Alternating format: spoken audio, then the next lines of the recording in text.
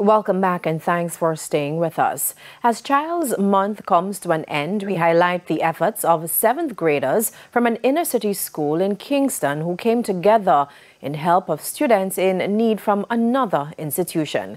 Kian Morgan has the details in this evening's edition of A Ray of Hope. Stuffed with essentials and packed with love. This barrel represents the positives of a common cause. First formers at the Kingston High School in downtown Kingston have been working for months to garner food, clothing, and toiletries for charity. Grade coordinator Alicia Reed says yearly the newcomers are given a list of ideas to choose from.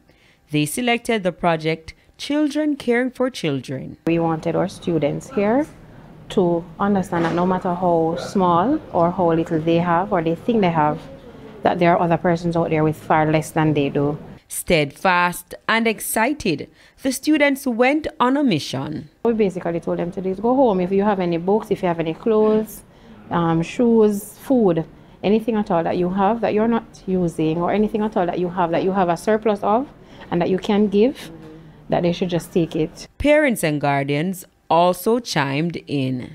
We have some stuff that we are not really, using and so let's donate it. I went out by social media, word of mouth, and also by foot. I was pretty excited to know that my son attended this school and I wanted to be a support.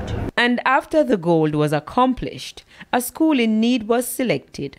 Tarrant Baptist Basic School was the recipient. They could have not shared it with anyone else. They could just let it stay here at Kingston High. But we are grateful for you. School chaplain Joyce Samuels says that despite the negative news surrounding schools and students in the media, there is still hope.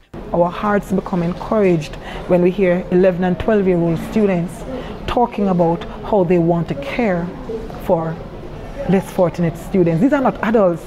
They are not working. For Ms. Samuels, it was a lesson well learned. In the past couple of months, while they were gathering these things together, that you know what, at least mommy could buy 3 tins of so-and-so and our home only needed 1. Sometimes people, or you would have said kids, don't have, so it's good that we have, so we should give back to them. It's happy for me to see that they're happy.